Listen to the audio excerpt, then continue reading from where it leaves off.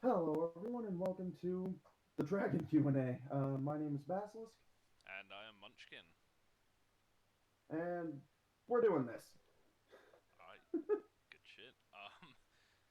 You've already mentioned that dragons will be available after a cumulative 2,500 skill points, but are there any other restrictions on who can become a dragon buddy, aside from the personality of the dragon in question? Magics, marks, revelations, other? Okay, in the interest of keeping this not an hour long, um, yeah. Originally, there were going to be more limitations like that, like you either had to be champion or revealed, but um, what we eventually dropped those because the 200 or 2,500, sorry, yeah, 2,500. I can't word today. Sorry. 2,500 skill point cutoff just works pretty well as a universal um, progress meter, I guess. Like it's a good place for all of these next level abilities, skills, power sets, all that to just come into play. I So no, um will you only release dragons once you've finished all the ones you have planned, or do you plan to start rolling them out as you go along? the plan is to start rolling them out as we go along, not this season, but at the end, or sorry, not this cycle, but starting at the end of the next cycle, which is May, I think, the end of May.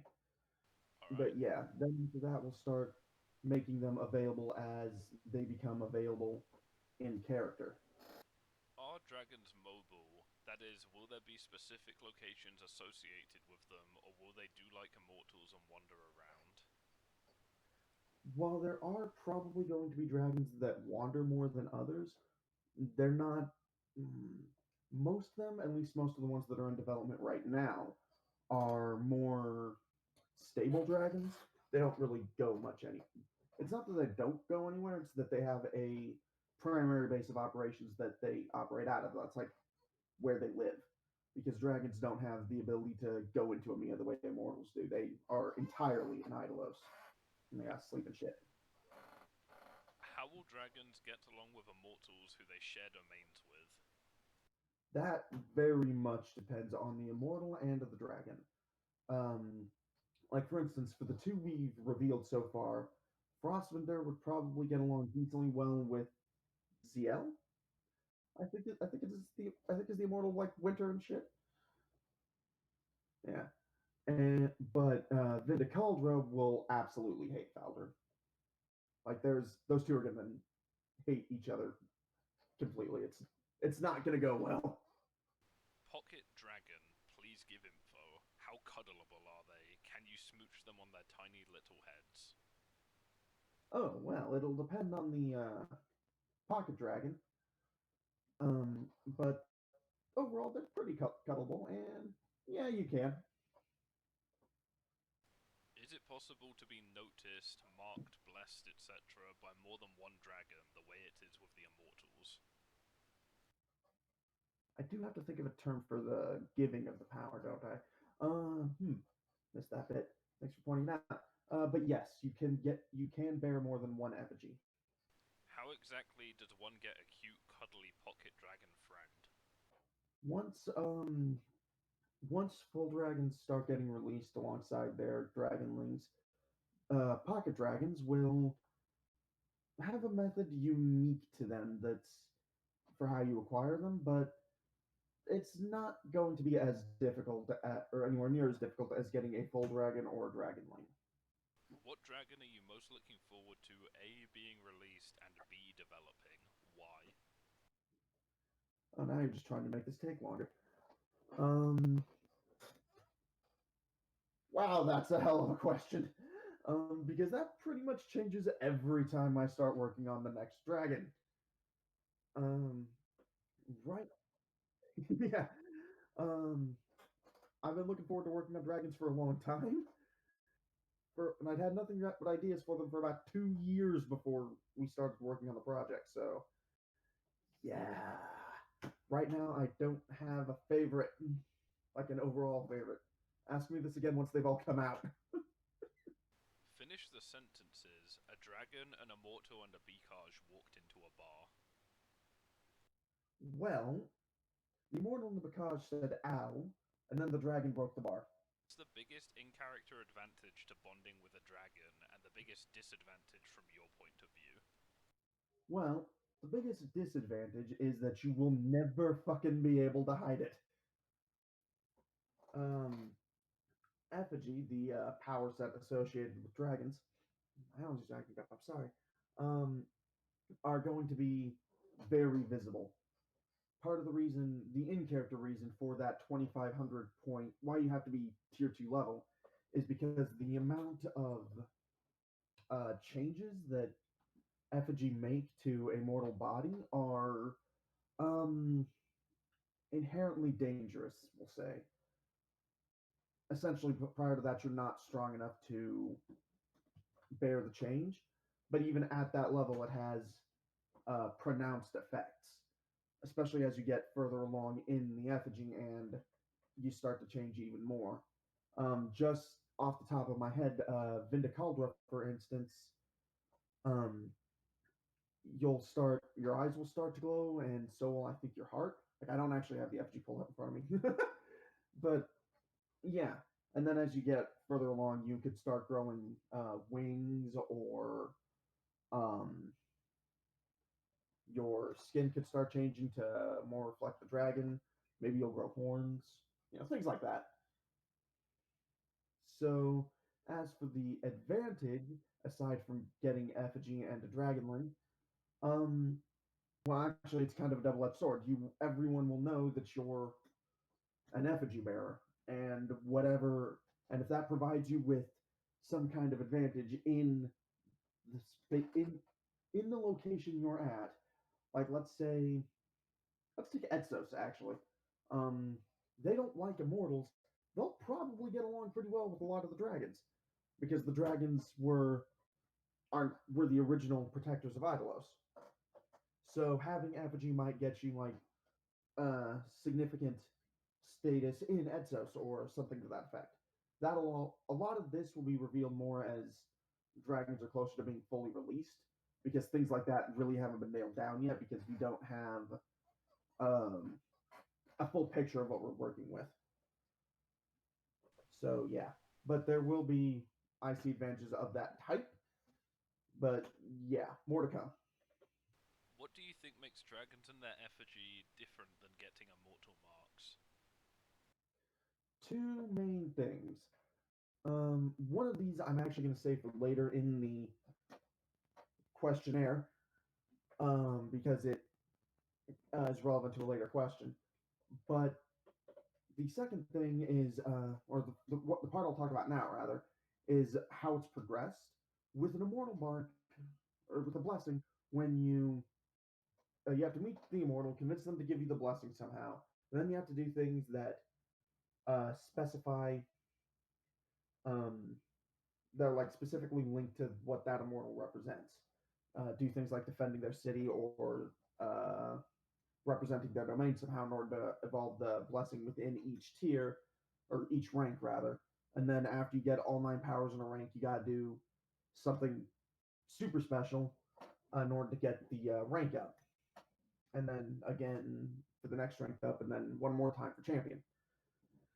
So um, it's a purely narrative based progression, which is actually fine in and of itself. But it's not something I wanted to copy for dragons because dragons have a shitload of powers. Um, so yeah, in order to progress effigy, it's just experience based. You have to spend experience for each skill, but that's all you have to do is put the experience into effigy to unlock the skill, or to unlock the power rather. Are there actually going to be pocket dragons? If so, can they be evil, blood-sucking fiends with big, cute eyes? Yes, and yes, there are going to be pocket dragons. Um, one of them could actually be evil blood-sucking things with big cute eyes if we get the right associated dragon. Yeah, so come back and ask me again when we've got a blood dragon. One of the announcements mentions dragon plots being available to new PCs and players, but dragon effigies are tier 2. Does that mean that players might have dragon-related plots but just be unable to be marked by the dragons involved? Do you need to be tier 2 to get a dragonling and or a pocket dragon? Okay, so you don't have to be tier 2 to get a dragon related plot. Um, but you wouldn't be able to get effigy from the dragon. Um, that's actually already happened once with a non tier 2 player that I sort of used to introduce the concept of dragonlings and dragon related plots. Um, and it could happen to other players if they do a plot that will get them to where they can meet a dragon. Um, there's a couple of things I'm keeping an eye on for that occasion, frankly. But um, as to whether or not you will need to be tier 2 to get Dragonling on your own or Pocket Dragon, Dragonlings you can get before tier 2, but you probably won't be able to get them as a new player unless you do something, or as a new PC, like a brand new PC, unless you do something extraordinary. It's going to be something that happens later in your character 90% of the time. As to Pocket Dragons, you don't have to be tier 2 at all to get those things. You can get them pretty early on if you know what you're doing. One of the announcements mentions that dragonlings can get more powers. How do they do this? Is it related to a player's leveling in an effigy, or is it unrelated to that? Yes, it's related to players leveling in effigy. Um, in effigy, there will be power. In each effigy, there will be powers that link to the dragonling. You can use these to they'll boost like your dragon's breath or their scales, their wings, something to that effect. Later on in effigy, you can also get powers that add traits to the PC themselves, like when they get wings or maybe like a tail or something to that effect. And if they get something that their dragonling also has, they will be able to share in those powers, like in those upgrades. Do pocket dragons level, and how are the pocket dragons related to dragons and dragonlings? Now that's an interesting question, or set of questions. Pocket dragons don't level. They are not part of the power set. As for how they're related, it's weird. Dragons are basically kind of like their aspects made manifest. Like as long, hmm, this is going to be interesting, difficult to explain without making this long as hell. So the way dragons work in a nutshell is that they are manifestations of their aspect, not in like the same way a spirit like Loveless or Faldress is. Um, it actually kind of goes the other way. Uh, anyways, dragons work. The way dragons work is that they can't be permanently killed. They're like a continuous output of energy. Some of that bleeds over, or bleeds out rather. And that bleed out is what creates pocket dragons, or as they're actually called, dragonettes. Essentially, they're not an offshoot exactly, but leftover and leftover energy from a dragon that's coalesced into a physical form. How do effigies level? Are they leveled the same way tier 2 skills are leveled? Okay, I already sort of explained this with you put experience points into them, but as to the way tier 2 skills are leveled, like needing a specific to pre-mark the thread and all that, that's being debated. That'll be finalized before releases start happening. But the reason it's being debated is because tier 2, the way tier 2 skills level is much slower than the way tier 1 skills level, because you have to do set out specific plot and all that. And with 50 powers that increase the further through effigy you go, I'm not sure I want to do that for effigy because it's already going to take 3,500 experience to finish one out. These things are huge, and I'm not sure I want to make that slower. So yeah, Frostfinder was located beyond the barriers. Are all the dragons beyond the barriers? No, there are dragons in Idalos proper, um, but they have to be found and essentially fully awakened because they're kind of in, for lack of a better term, post revival stasis. Look, there's a lot of dragon lore that we haven't revealed, and I'm trying not revealed yet that I'm trying not to completely spoil. Um, but yeah, there are dragons in Idalos proper that are there to be found, and there are also dragons up on Eeler Isles. Do effigies work beyond the barriers? Yes. Would a dragon or an immortal win a fight 1v1? That's an interesting question because it very much depends on the individual dragon and the individual immortal and the aspects of the dragon and domains of the immortal, because those both do have an effect. There is now, in terms of raw strength, like if it just comes down to a punch up between them, a dragon is stronger than an immortal. But depending on how the correlation of aspects and domains work out, and a couple of other things, um, an immortal can win. There's one dragon in development now that's going to take a while, where Thaldrin actually managed to more or less trash the dragon in question because his domains were a complete antithesis to the dragon in question.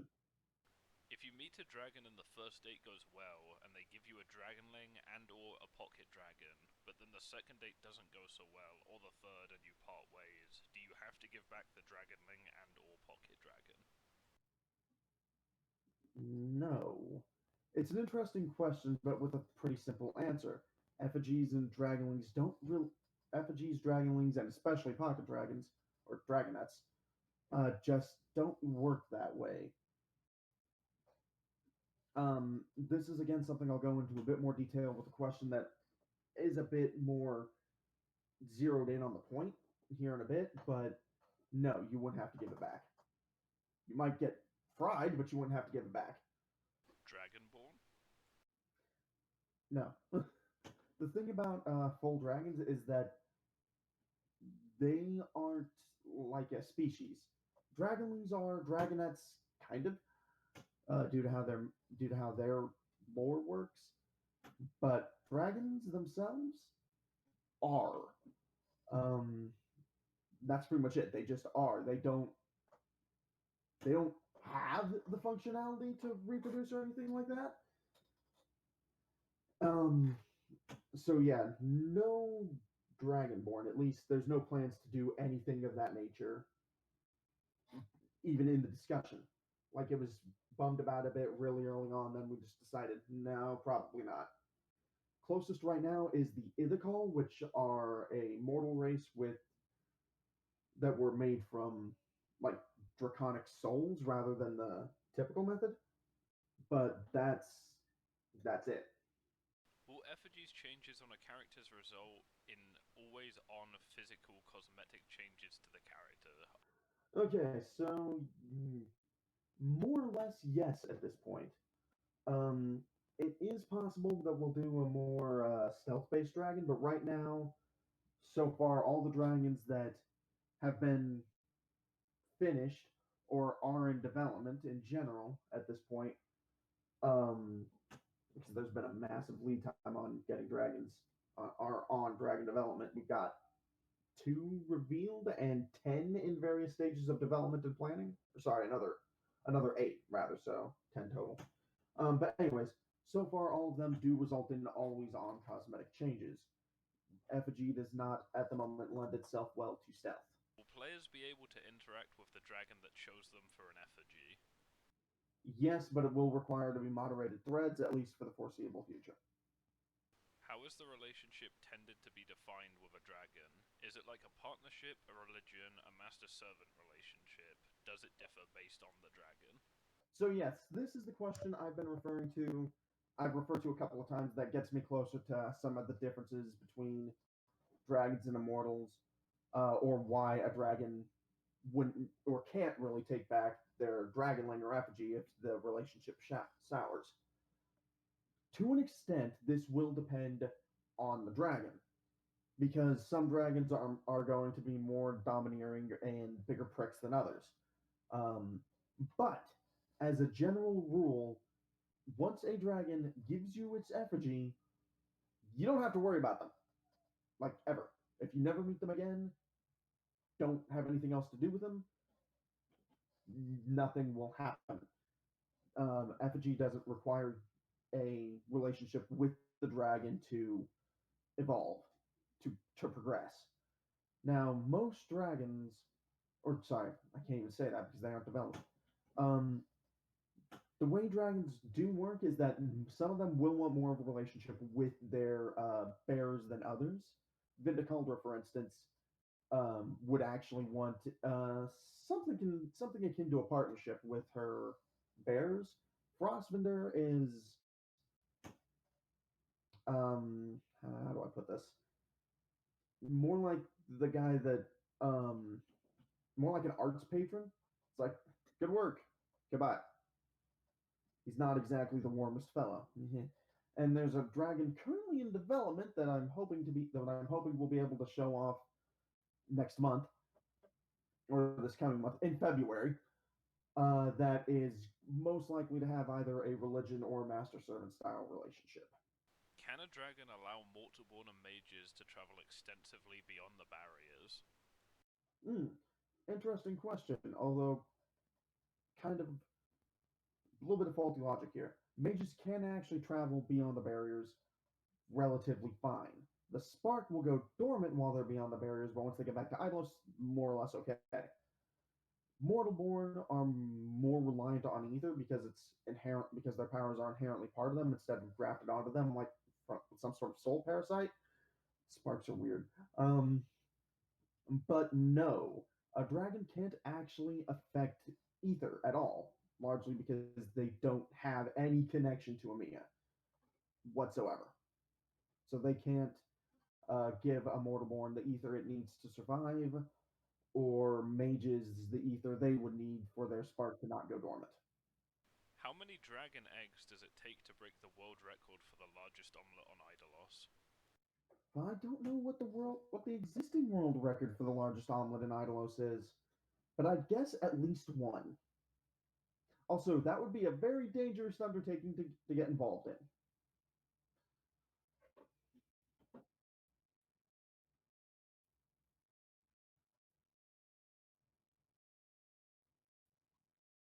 Yeah.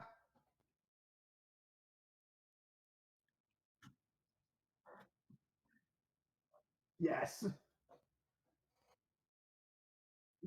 You're just gonna have to edit. I know how what you're gonna have to edit in for this next one. What's the airspeed velocity of an unladen dragon? What do you mean, an African or a European dragon? How rare are dragon encounters? Pretty rare. Dragons can't teleport around the way immortals can. They actually have to hop on their wings and get over there. Or in the case of other dragons in stages of planning, swim or burrow. But dragons are going to be relatively rare. There's less of them than there are immortals, for one thing. And because they can't teleport around and they don't have the sort of I sense that someone is doing something that may please me thing that immortals seem to have, um, you kind of have to go looking for them or get involved in a plot where they're already going to be there. You can't just. It's not going to be like with immortals where you can just do um, something that would fit the immortals' domains and get their attention off in the fucking hinterland somewhere, and the immortals just going to show up and go, "Hey, I like that." Bop you on the head, and there's your blessing. It's going to be a bit more intentional. Dragons have probably been the longest in the works of any lore on ST. Why do you think everyone likes dragons so much? What, in your view, is their appeal? Uh, simple coolness factor. Um, I I haven't quite done a like full study into what makes dragons so awesome, and if you look, you can probably find significant amounts of it. of such studies. But for me, I think the basic idea is um, aside from, as I said, just sheer coolness factor, they seem to represent some kind. Dragons have been around in human culture, primarily Western and Asian. So far as I know, there aren't African dragons, although there are South American dragons, kind of. Anyways, focus. But it's they seem to represent some sort of primal part of humanity's collective psychology, I guess, that gives them inherent appeal. Kind of the same way vampires or werewolves do, which is another thing that tends to show up a lot in a lot of cultures. Um, but and but I think specifically for something like Standing Trials, fantasy just seems to feel like there's something missing if there's not some kind of if there's not dragons or some kind of equivalent thereof. Unless you're, you know, sticking your head up your ass and trying to say that we shouldn't have the people only like dragons because they're a safe option and they don't want to step outside their comfort zone, which was just about the dumbest fucking thing I've ever heard. Weren't they called teacup dragons? You know, I could swear they were in that announcement, but as far as I can tell, rumor never once called them that. Um, I'm not even sure she called them pocket dragons. But the official term nowadays is dragonette. Okay, so for these three questions, yeah, uh, dragonettes will obviously actually exist. Otherwise, I wouldn't have so much information on them to give in this recording or in this Q&A rather. But there will be different kinds of dragonettes, but they will be primarily associated with each type of dragon, or with each individual dragon itself, rather. Um, but they will have varying levels of intelligence and serve kind of different purposes. Like a dragonette from Frostwinder, for instance, is going to be smarter than one from Vindicaldra, or and they'll have different attitudes and whatnot. Like a dragonette from those two dragons is going to be relatively uh, benign, but one from a more hostile or aggressive or even outright evil dragon, perhaps, could be more of more straight up villainous, or not villainous. Dragonets aren't that. Um, would be more aggressive, um, like more inclined to biting people they don't like, or uh, like jealous behavior. Like if you have a dragonet bonded to you, and then you have like a kid or something, you might find it uh, acting aggressive towards the kid, or like shredding teddy bears and shit. I don't know. Um, but yeah, things of that nature. But yes, they are associated with each dragon, and they're considered a subspecies of lesser dragon, kind of like dragonlings, but like farther down on the scale.